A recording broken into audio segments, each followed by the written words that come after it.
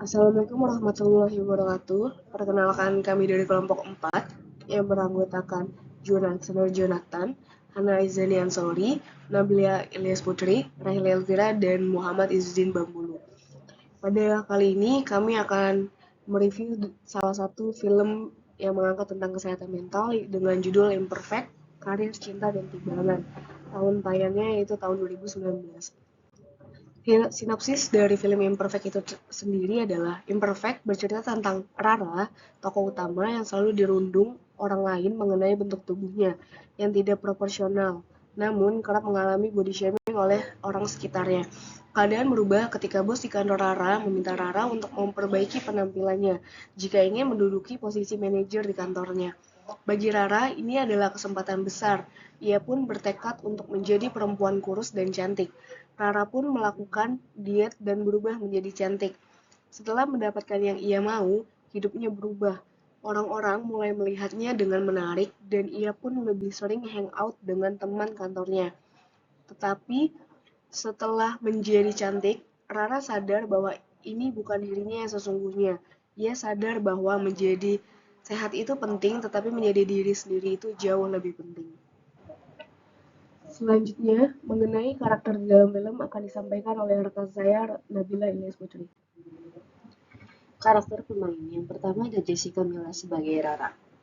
Karakter Rara sebagai sosok perempuan yang polos, tetapi memiliki hati yang baik dan cerdas dalam bekerja, tetapi selalu merasa insecure dengan bentuk tubuhnya. Dalam film ini, karakter Rara harus berjuang melawan rasa insecure atau tidak percaya diri. Karakter Rara mengajarkan kepada kita bahwa senjata utama dalam menghadapi kekurangan adalah melalui rasa syukur dan belajar mencintai kekurangan pada diri sendiri. Yang kedua ada Yasmin berperan sebagai Lulu, adiknya Rara. Lulu merupakan anak kebanggaan karena memiliki tubuh langsing, kulit putih, cantik, atau disebut body goals yang mana berbanding terbalik dengan Rara. Yang ketiga ada Reza Rahardian. Dalam film Imperfect, Reza berperan sebagai Dika, kekasih Rara. Dika adalah sosok lelaki pekerja keras yang cukup temperamental yang selalu berusaha menyelesaikan persoalan-persoalan yang dihadapi baik di keluarga maupun di luar keluarga, dan juga sangat menyayangi Rara dan menerima apa adanya yang tidak melihat fisik atau apapun dari Rara. Selanjutnya ada Karina Suwandi. Karina Suwandi adalah ibu Rara. Dalam film Imperfect berperan sebagai ibu Rara yang berkarakter perfeksionis.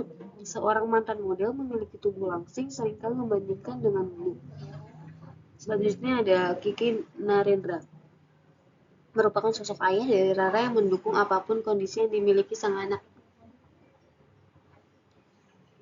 Dan selanjutnya ada Clara, berperan sebagai Marsha, seorang tokoh yang antagonis. Ia jadi sosok perfeksionis dalam hal fisik, memiliki segalanya, kecantikan dan popularitas di mata pria, membuat Marsha membuli Rara yang diperankan oleh Jessica Milla. Selanjutnya akan dijelaskan oleh rekan saya, Hana Izani. Selanjutnya ada Boy William yang memerankan sosok George, memerankan sosok pria sosialita yang aku. Kemudian George merupakan pacar dari Lulu, adik dari Rara. Selanjutnya ada Dion Wiyoko yang berperan sebagai Kelvin, yaitu sebagai bos dari Rara yang meminta Rara untuk memperbaiki penampilan jika ingin menduduki posisi sebagai manajer di kantornya.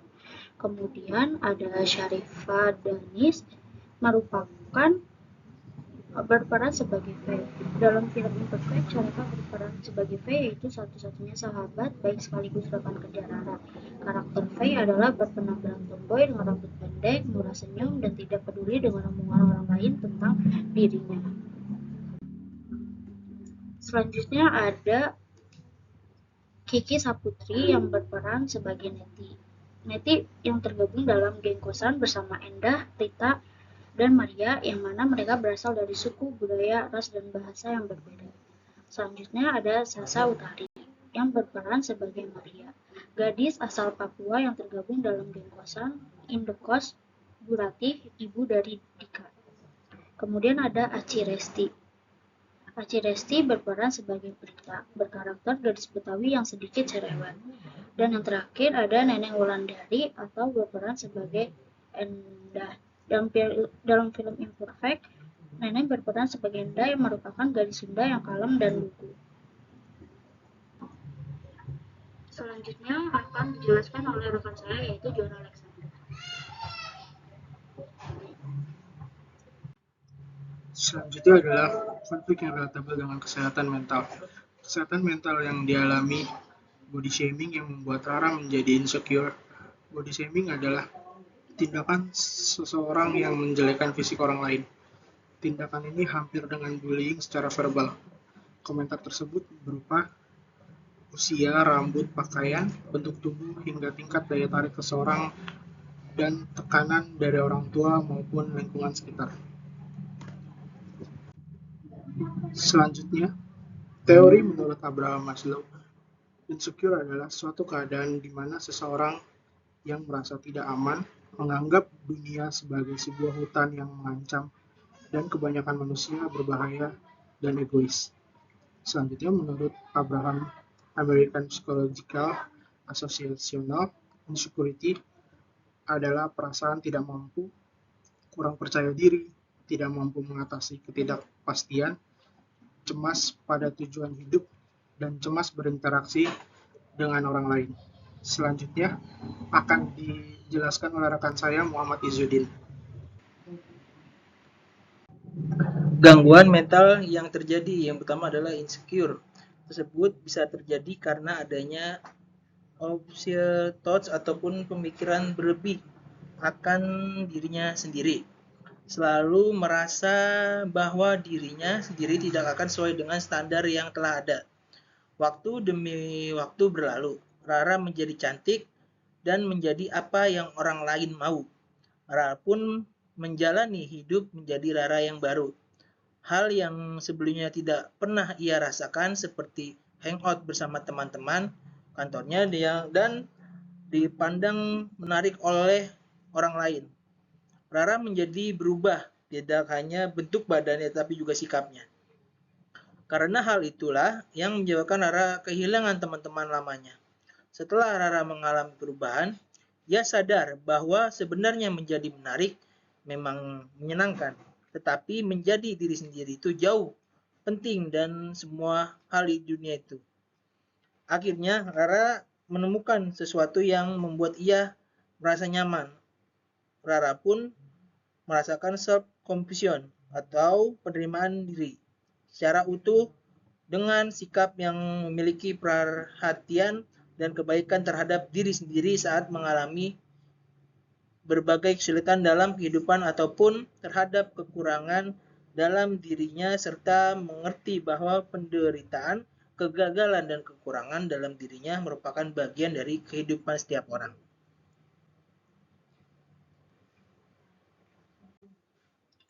Selanjutnya adalah upaya pencegahan.